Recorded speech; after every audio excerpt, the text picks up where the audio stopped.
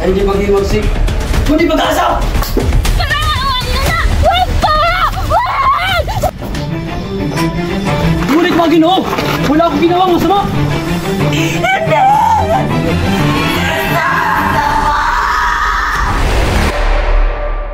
Kaakibat ng pangarap ay ang paghinagpis, liwanag at kadiliman. Magkaagapay sa bawat yugto ng buhay. Sa dilim ng pagdurusa, may mga pusong umiiyak, mga tinig na nagmamakaawa. Ngunit sa bawat luha, may pag-asang sumisilang. At sa bawat hinagpis, may panibagong liwanag na nag-aabang. Darating ang araw ng paglaya. Kaya kayong mga mapaniil at dayuhan, huwag ninyo akong salinin. Nole mitang ere.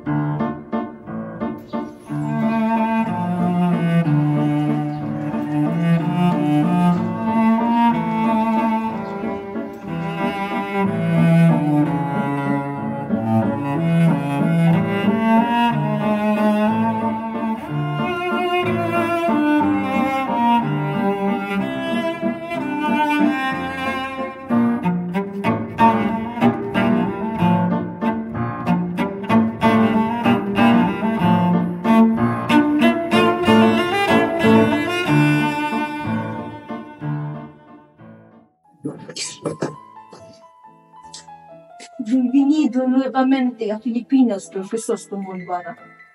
Gracias, ¿cómo estás, Kapitan Tiago? Talagang pinagandaan ninyong aking pagbabalik. Muy bien, itong taon kang nawala sa Pilipinas.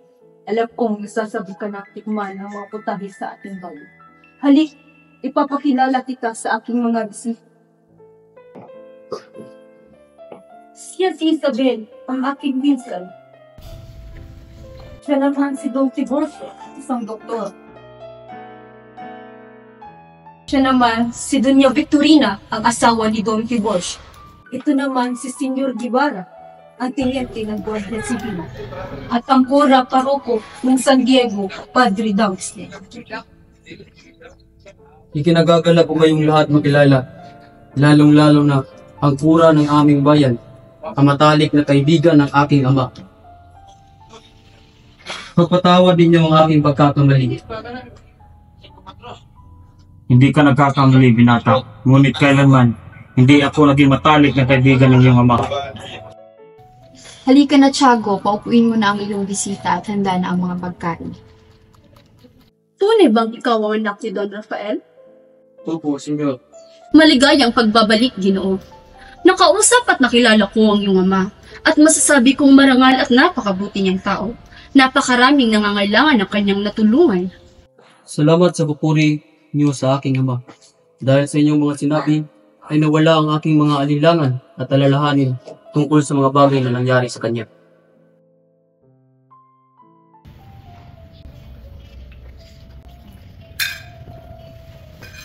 Kamusta naman ang pag-aaral niyo sa Europa, Don Crisostomo? Mabuti naman po, Kapitan. Hindi lamang kaalaman sa siyensya ang aking natutunan doon. Bagkus, pati uri ng mga pamumuhay ng mga tao nakakasalamuha ko doon. Ngunit likas pa rin mangmang ang mga Indio kahit saan sila mag-aral. Marami ka na palang napuntahang bansa, Ibarra. Alin sa mga ito ang pinakatangi-tangi at pinakanaibigan mo? Kapuri-puri ang mga bansang napuntahan ko. Lalo na kung hindi sa langala ang pagmamahal sa sariling bayan. Ngunit isang bagay ang natutunan ko sa pag-aaral sa kanilang kasaysayan. Ang kasaganaan at kahirapan ng isang bayan ay laging may kaugnayan sa kanilang kalayaan at kawalan nito. Iyan nga ba ang natutuhan mo? Nagsasayang ka lang ng pera sa paglalakbay mo. Kahit batang paslit, alam ang sinasabi mo? Paumanin ninyong lahat na nakala ni Padre Damaso na ako'y musmus pa rin, kagaya na rin ng dating magsalo sila ng aking ama sa aming maralitang hapag. Ako'y lilisan na. Maraming salamat sa inyong payaya sa salusalong ito. Sandali, Crisostomo. Papunta pa lang si Maria Clara. Pagpaumanin niyong lahat, sapagkat may kabahan pang aking paglalakbay, at may tungkulin pa kung nais tuparin sa inaharap. Para sa Espanya at Pilipinas. Sa lansangang abala, katotohanan ay nabunyag, hakding di matakasan, pait na di malimot. Senyor Ibarra, Teniente, kayo po pala. magandang araw, Senyor Ibarra. Magandang araw din, Teniente. May nais sana akong sabihin sa inyo. Ano po ba yun, Teniente? Mag-ingat kayo. Baka mangyari sa inyo ang nangyari sa inyong ama, si Don Rafael Ibarra. Tila ba may nalaman kayong nangyari tungkol sa aking ama? Maaari niyo bang sabihin kung ano iyon? Wala ka ba talagang nalalaman? Ang pagkakaalam ko, ang iyong ama ay namatay sa loob ng bilangguan. Sa bilangguan? Nabilanggo ang aking ama? Hindi kaya kayo nagkakamali lamang? Hindi ako maaaring magkamali. Ang iyong ama ay namatay sa loob ng bilangguan. Siya ay pinagbintangan ni isang erehe at filibustero ni Padring Damaso. Paano nangyari yun? Paano nabilanggo ang aking ama? Isang kolektor ang nagalit nang tuksuhin siya ng mga bata. Sa kanyang matinding galit ay pinagsisipan niya ang isang bata. Walang sino man ang nangahas ng mangyalam hanggang sa dumating ang iyong ama at inawat siya. Naglaban sila at sa kasamaang palad, pagkatapos ng insidente ay namatay ang kolektor. Kinulong ang iyong ama, tinakwil ng lahat at pinagbintang ang erehe at filibustero. Ginawa ko ang lahat upang tulungang makalaya si Don Rafael. Lumapit ako sa dating Kapitan General at sa mga abogadong Pilipino at Kastila, ngunit tumanggi silang tumulong sa takot na madamay sa dibanda. Dumating ang panahon ng katarungan, subalit huli na. Nagkasakit na ang iyong ama sa loob ng bilangguan hanggang sa siya ay namatay. Malalaman mo ang iba pang nangyari mula kay Kapitan Tiago. Pagmamahal at pangamba, magkahalong damdamin sa kanilang muling pagkikita.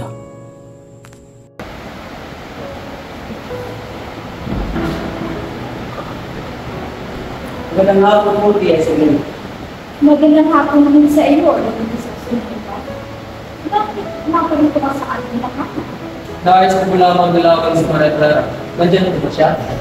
Ande? Nariyan ba si Maria Clara? Oo, ni Isabel. Maaari mo ba siya nakawagin sa pagkinanalo ko ang kanyang motel sa Don Crisostomo? Nasunod ko ni Isabel.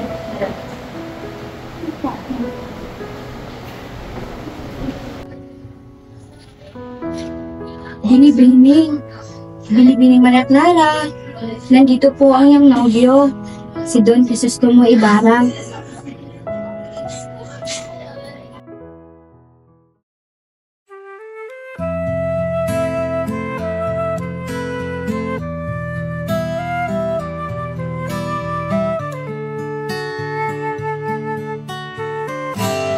Si Crisostomo?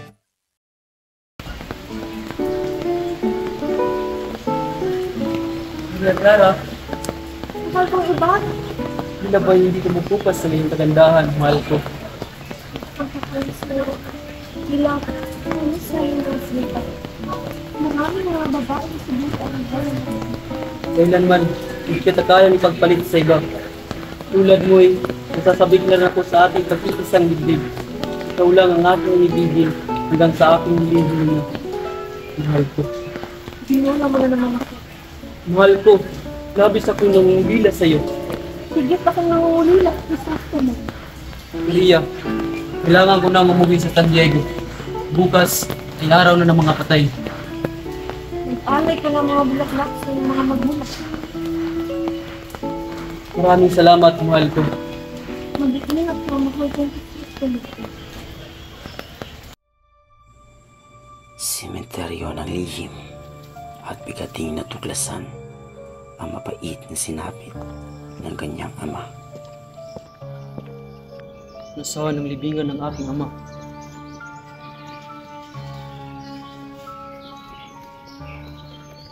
Ginoo. Magandang umaga, Ginoo. Magandang umaga rin sa iyo, Ginoo. Anong maipaglilingkod ko sa inyo? Maaari ko bang malaman kung may napansin kayong puntod na may malaking krus? Wala na po riyan ang malaking krus, Ginoo. Nasunog na po at wala na rin po riyan ang bangkay ng iyong ama. Bakit wala na? Sino nag-utos sa inyo na hukayin ang libingan ng aking ama? Huwag po kayo magalit sa akin, Ginoo. Inutos lamang po iyon ng kura. Sinong kurang? Si Padre Damaso ba? Si Padre Damaso ba nag-utos sa inyo? Hindi po. Yung bagong kura na San Diego. Yung kura na mapanakit. Anong pagkapuot ang nagtulak sa kanya upang tanggalan ng dinigdad ng aking ama? Saan nyo dinala ang aking ama? Magsalita kayo, Ginoo! Saan nyo dinala ang aking ama? Inutos lamang po ng kura na hukayin ang bangkay ng iyong ama at ilibing ito sa libingan ng mga enchek. Pero hindi ko naman po iyon nagawa. Kung ganon, saan nyo siya inilibing? Umulan po kasi noon, kaya ayun, naisipan ko na itapon na lamang ang bangkay ng iyong ama sa ilog kaysa ilibing kasama ang mga enchek. Isang kabiliwan ang ginawa ninyong iyan!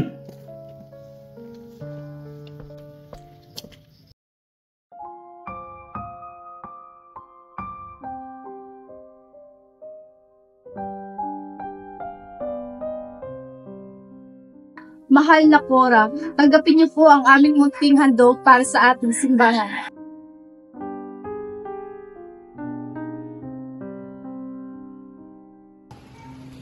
Sana'y pagpalain kayo ng Panginoon. Sana'y ipagpatuloy niyo ang paglilingkod sa ating simbahan. Padre Salve, huwag kang mag-alala dahil sa katunayan ay gustusan na ang aming paghahanda para sa darating ng ating fiesta. Padre Salve! Anong ginawa mo sa labi ng aking ama? Wala akong ginagawa. Anong wala? Tinitiyak ko sa iyo, wala akong ginawa. Hindi ako ang kura paroko sa mga sandaling iyon, kundi si Padre Damaso. Dilim ng gabi, dilim ng lipunan, pait at kirot ng mga inosenteng biktima ng lipunang mapang-api. Pahinga muna tayo, Crispin! Kano ang ibabayad nila sa atin, kuya? 2 piso. Malaki ang nabawas dahil sa ilang bisis na multa.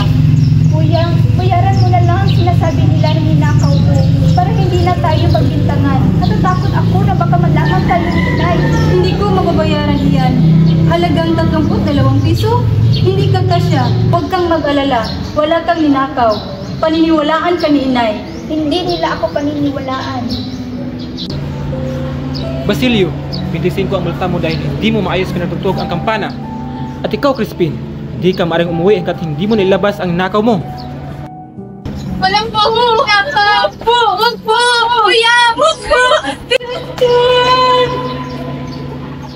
Kas talaga sa mga injo ang malikot ang kamay.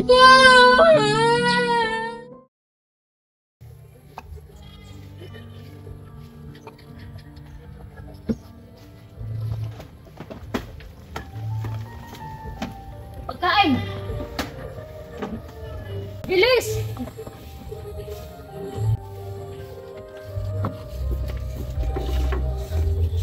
Hindi mo ba hihintayin ang mga anak mo? Ang sabi ni Pilosopo Itasio nakakabasa na si Crispin at si Basilio naman ngayon ay mag-uwi ng kanyang sahod. Pagbukol pa na ako ng piso.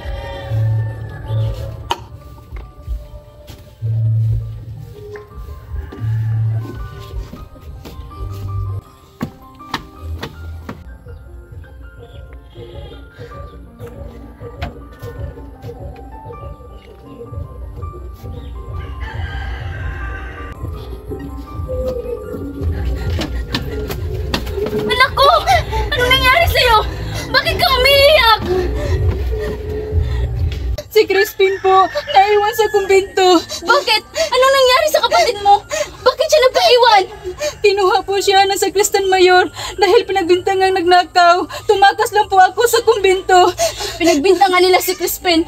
Dahil maralita lang tayo, lahat ay pwede nilang ibintang sa atin. Huwag kayong labis mag-alala, Inay. Hindi nila sasaktan si Crispin.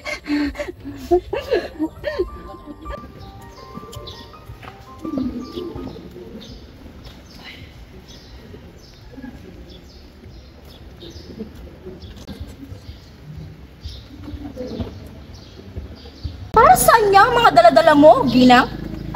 Para po ito, Sakura. Nais ko lamang po siya makausap sapagkat ang aking anak na si Crispin ay hindi pa umuwi simula kahapon. Ikaw pala ang ina ng magnanakaw na si Crispin na matapos magnakaw ay nakuha pang tumakas at lumisan? Sa katunayan ay aking nadinig na ang mga Guardia Sibil ay papunta na sa inyong tahanan. Ang mga Guardia Sibil!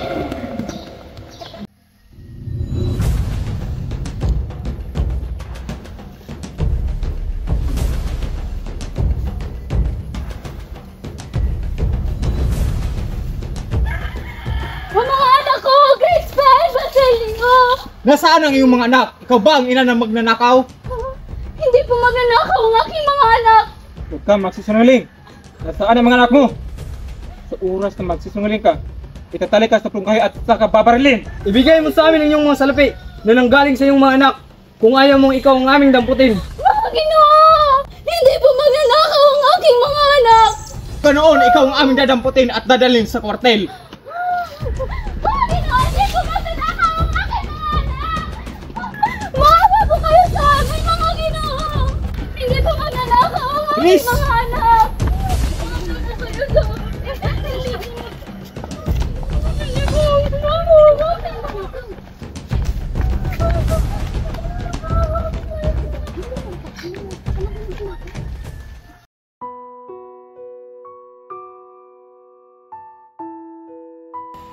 Mga anak ko! Crispin! Basilio! Mga anak ko! Crispin! Basilio! Ang mga anak! Basilio! Ang mga anak ko!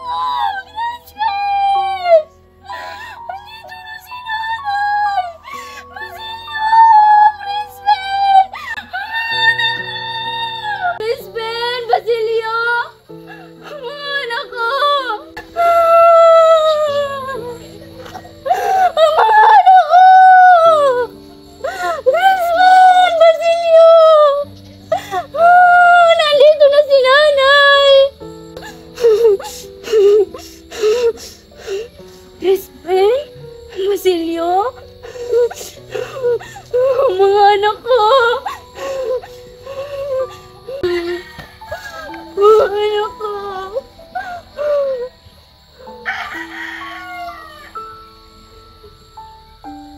Crispin? Anak? Nandito na si nanay! Crispin? Anak?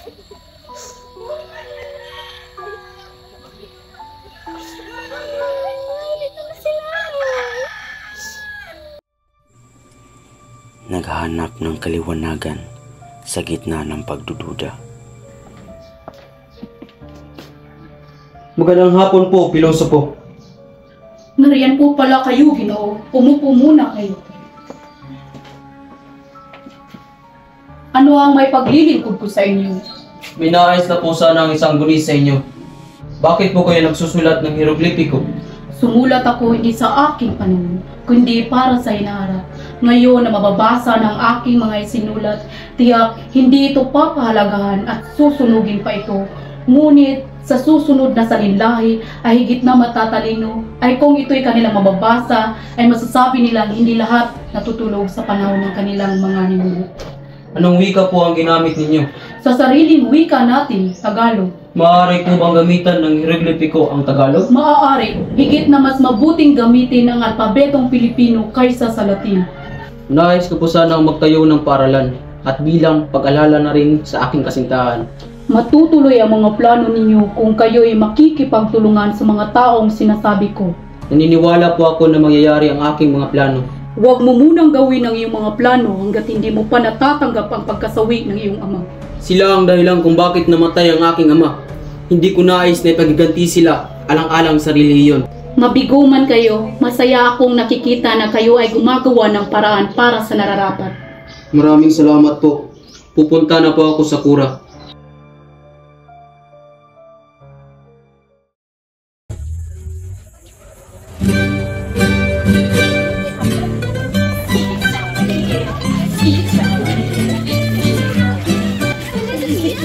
Alejandro de San Sergio.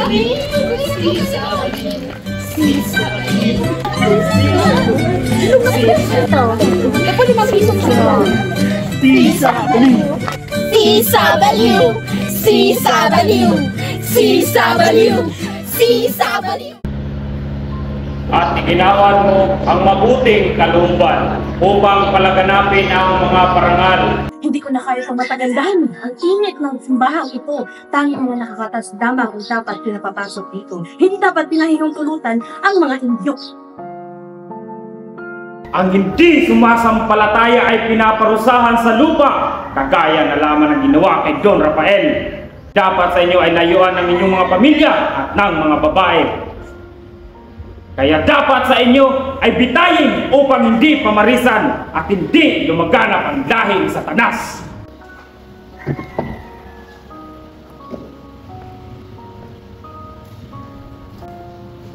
Mag-ingat ka, kaibigan, sapagkat aking nalaman na tangkakan nilang patayin. Huwag kang lalapit sa pinapatayong pagputos. Maniwala ka sa akin sapagkat ako inyong papanalo.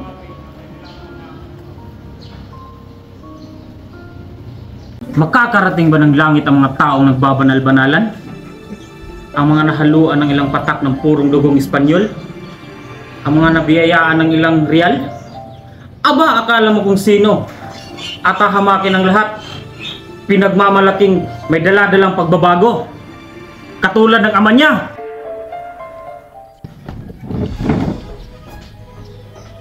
Wala kang karapatan na lapastanganin ang pangalan ng aking ama. Ang aking tama ay isang mabuting tao. Siya'y naglingkod ng tapat sa bayan. At ang paring ito, pinatuloy at pinakain sa aming maralitang tahanan. Ngunit, ano ang kanyang ginawa? Ipinausig niya ang aking ama at ipinagulong. Pati ang libingan ng aking ama ay kanyang nilapastangan. Kayong mga mapangyarihang tao sa lipunan, hindi ba't dapat lamang siya mamatay? Kristoso! Tama na! Kristoso! Ibaba mo yan! Kristoso! Huwag! Ibaba mo yan. Maria Clara. Pamanin.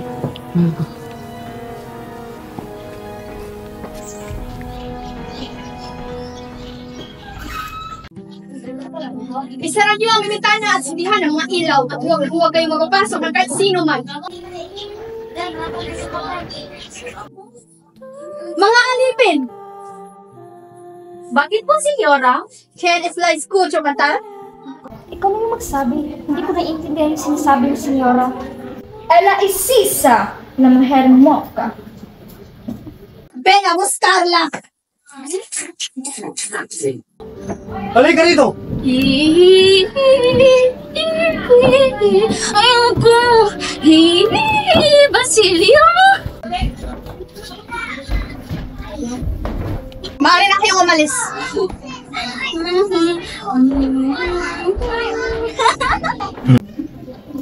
Baila! Alipin! Nasaan ang aking latigo?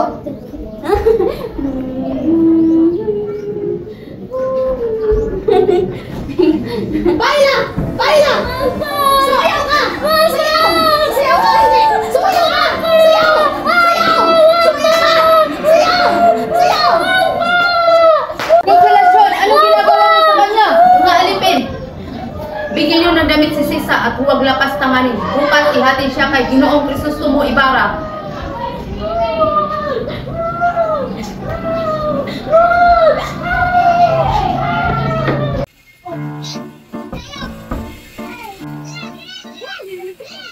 Dina Victorina, kayo po pala.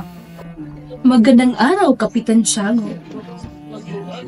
Nais kong ipakilala sa inyo ang aking pinsan na si Don Alfonso D. Linares. Siya'y kamag-anak din ni Padre Damaso at tanging kaliling ng mga kagawad sa Espanya. Magandang araw, Kapitan Tiago. Magandang araw din sa inyo. Kumusta naman si Maria Clara? Wala pa rin pong pagbabago, Don Tiburcio. Masama pa rin po ang kanyang pakiramdam. Mabuti pa tignan na natin si Clarita. Tuloy kayo.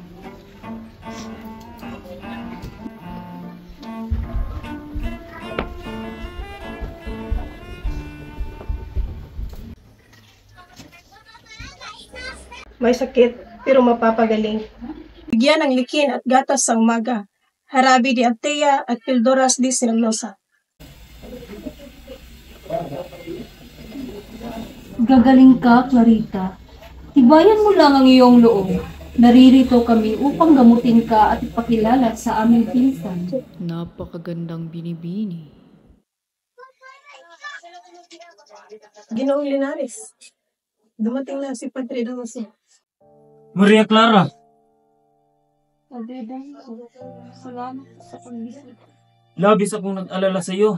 Iha, magpagaling ka kagad. Magandang araw po, Padre Damaso. Sino ang inyong kasama? Siya po si Alfonso Linares, inaanak niyong bayang. Magandang araw, Padre Damaso. Masaya akong nakita kita, iyo. Naririto siya upang maghanap ng mapapangasawa. Ang mabuti pa'y kausapin natin si Santiago.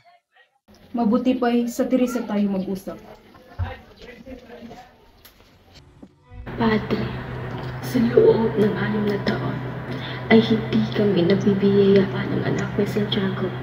Gayunpaman, kami ay pinagpala nung kami ay tumira sa San Diego at kayo ay aming naging kaibigan. Tanggapin niyo po ang aming alay na ito, Padre. Maraming salamat, Don Santiago. Maraming salamat din, Doña Pia. Magbilang anghel ka sana, Padre. Naway, mabiyayaan na kami ng supli. Mabuti pang sumama ka sa akin, Doña Pia.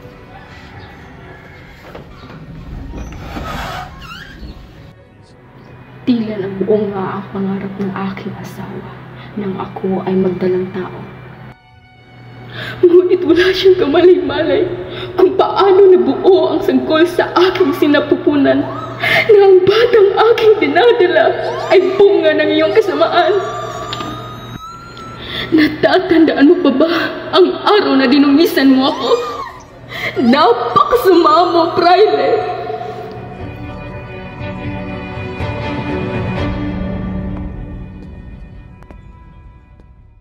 Pagtakas o paglaban, sumiklab ang apoy ng rebelyo.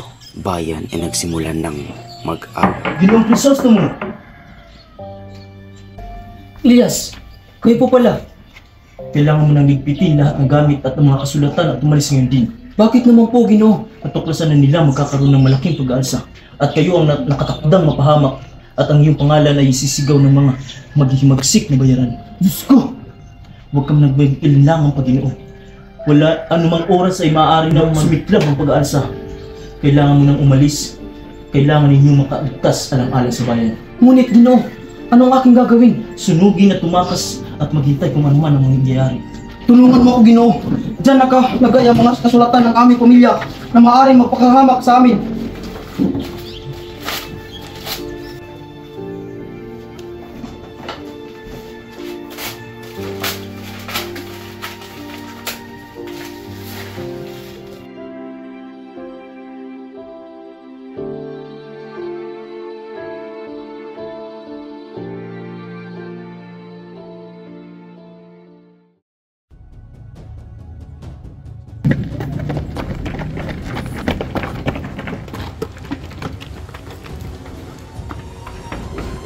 Lumabas ka, Don Crisostomo! Rider ka sa ating pamahalaan!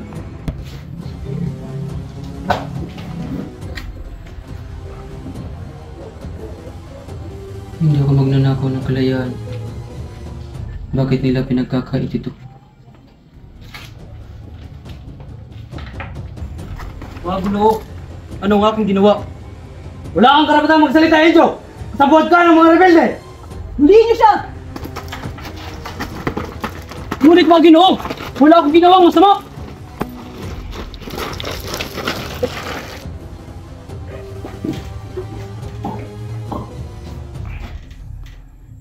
Mga Ginoo, wala akong ginawang kasalanan. Tingnan mo ang iyong kayabangan. Ang mga edukado ay laging mapaghimagsik. Ang edukasyon ay hindi paghimagsik, kundi pag-asa!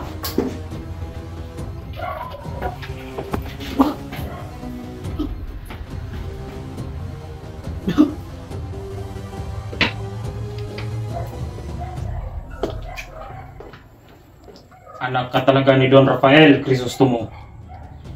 Pareho kayong nagmamataas, kaya walang duda na pareho ang inyong sinapit. Kaya hindi na ako makapagantay na lumutang ang iyong bangkay, kagaya ng sinapit ng iyong ama.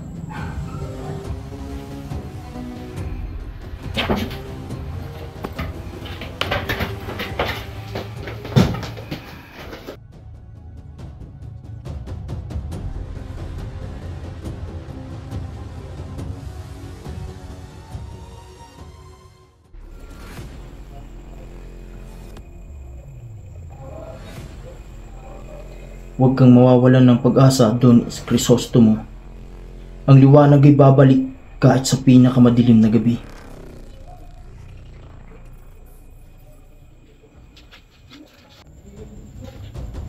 Don Crisostomo!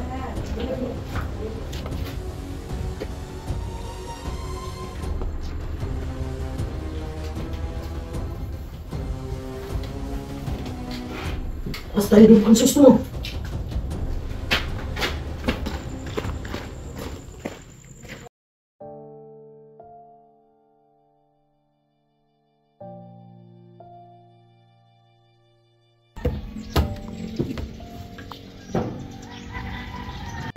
Crisostomo? Ako nga.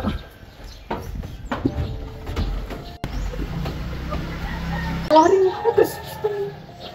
Natuklasan ko ang aking tunay na pagkatao. Ang kinikilala kong ama ay hindi ko tunay na ama. May iniwang liham ang aking ina. Isang lihim na kailangang manatiling tago. Kahit kapalit mo nito'y aking puso. Wala na akong maaaring gawin. Hindi ang magtiis upang mananatiling lihim ang aking pagkatao. Kailangan kong mapag-iisang dibdib upang mananatiling tago ang aking lihim. Ano ang dapat mong gawin? Madilim ang hinaharap. Ngunit, nais kong malaman mo na minsan lamang ako umibig at hindi na ito maaangkin ulit. Ano nang mangyayari sa iyong Crisostomo? Lumakas lang ako. Hindi magtatagal. At nalalaman nila ito.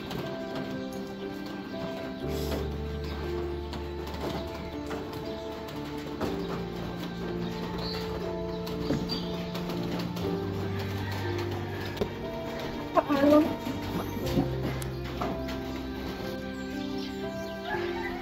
Pabalakan kita, Maria. Kapag hihintay ka pa rin ba? Kahit ilang 7 taon pang paulit-ulit, hihintayin kita, Crisostomo. Basta, buhay ka. Alam, mahal ko.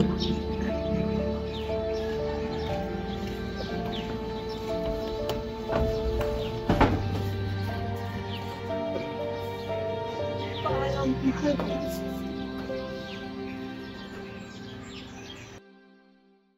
Bilisan mo, Ginoong Crisostomo!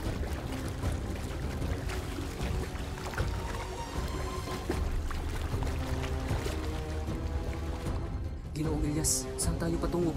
Sa malayo, kung saan makakapagsimula kang muli.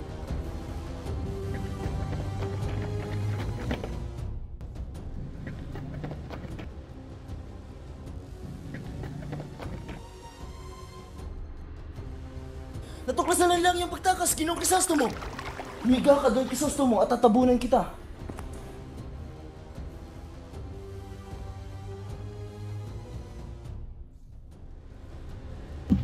Tigil! Saan ka tutungo? Nanggaling po ako ng Maynila. Nagrasyon po ako ng damo sa Hukumat Kura. Lakad! Huwag kang magpapasakay sa iyong bangka. Nakatakas ang isang bilanggo. Kung mahuhuli mo, idalhin mo sa amin at bibigyan ka ng pabuya. Masusunod po. Tigil! Natuklasan na lang yung pagtakas, Ginoong Crisostomo! Ikaw nang mamangka, at ako ay tatanong, ililigaw ko sila. Magkita lang tayo sa Noche Buena, sa libingan ng iyong mga ninuno.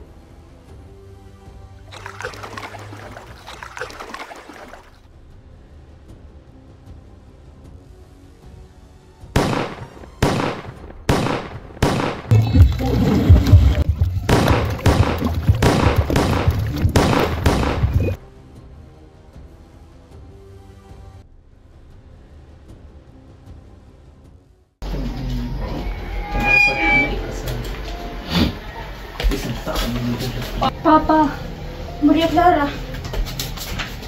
Buenos dias. Buenos dias, senyor. May natagpuan kaming dalawang bangkay. Sino?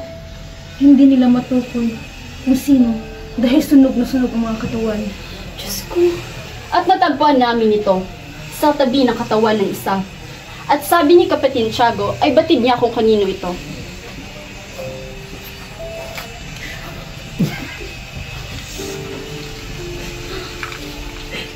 Clarita, hindi ba't sa iyo iyan? Binigay ko ito kay Crisostomo. Hindi! Maria Clara. Hindi! Hindi! Kumahan ka. Hindi ako naniniwala. Hindi ito totoo, Tia. Hindi! Hindi! Crisostomo!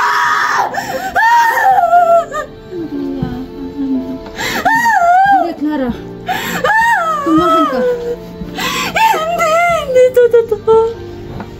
Hindi, Tia!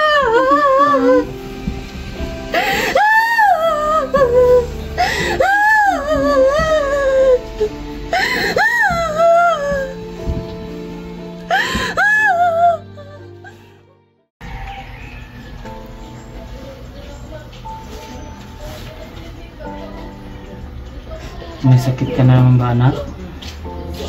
Ba't ka namumutla? Wala ka na bang tiwala sa akin na inaama mo? Sabihin mo sa akin kung ano nangyayari sa'yo. Tulungan niyo akong sirain ang kasunduan ng aking pakikipag-isang dibdib. Ngunit bakit? Wala na si Crisostomo. Wala nang dahilan para ako'y magtiis. Ngayon wala na siya. Gusto ko na lang magmungha o ang mamatay na lang. Patawarin mo ako sa mga idinulot kong kasawian. Hinangad ko ang lahat ng kabutihan at kaligayahan mo. Kaya inakala kong hindi ka dapat ikasal sa taong nagdulot sa'yo ng maraming kasawian. Ikaw ang tangi kong kaligayahan, anak. Ngayon wala na si Crisostomo. Ibig kong magmungha. Magmungha? Hindi mo alam ang sinasabi mo, anak. Maraming misteryos. Ang kumbento o ang kamatayan! Diyos na mahabagin! Gawin mo ang ibig mo. Magmungha ka! Huwag ka lang mamamatay.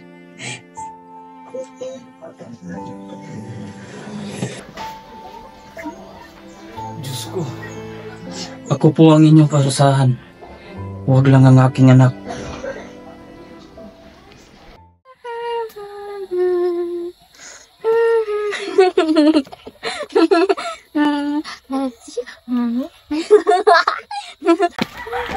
Hoy, baliw! Labas!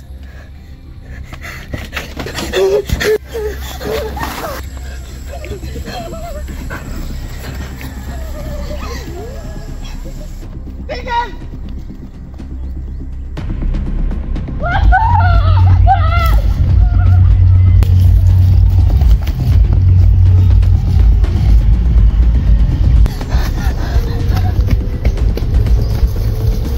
Hoy, baliw! Umingil ka!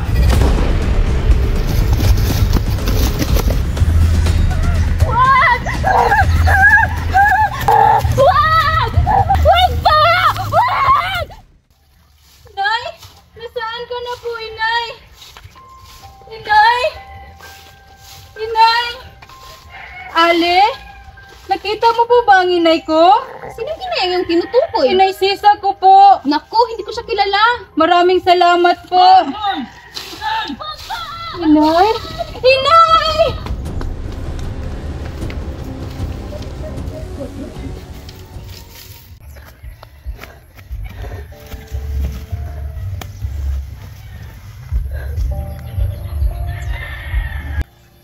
Inay? Inay, nasaan na po kayo, Inay? Inay? Inay, nasaan na po kayo? Inay? Inay? Nanay! Inay! Sino ka? Ako po ito, Inay, si Basilio. Nanay! Anak ko! Nanay, andito na po ako, Nanay. Nanay! Inay! Gumising ka po, Inay! Inay, nandito na po ako, Inay! Inay, gumising na po kayo, Inay! Inay! Inay! Sino ang babae niyo? Siya po ang aking ina. Pakinggan mo ang sasabihin. Hindi ako magtatagal at mamamatay rin ako. Sunugin mo ang aming mga bangkay na iyo. Ina. Hukayin mo ang mga gintong aking binaon. Ariin mo ito at gamitin mo sa iyong pag-aaral.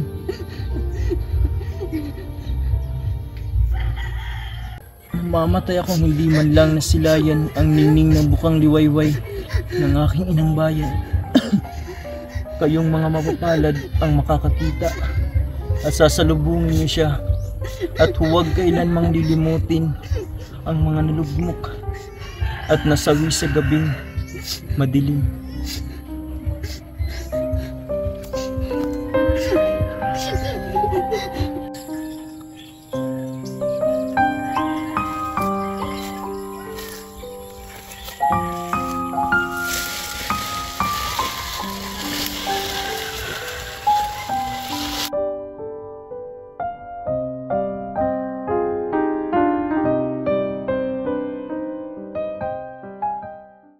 Habang ako'y naglalakbay palayo sa bayang aking iniibig, dala ko ang bigat ng mga sugat ng pangarap na nawasak sa paglipas ng panahon.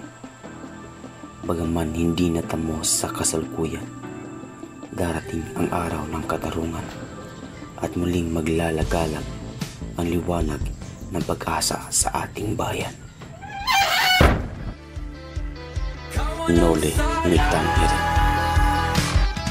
Halika na, tuklasin ang mundo puno ng isipanin. Halika na, tuklasin ang mundo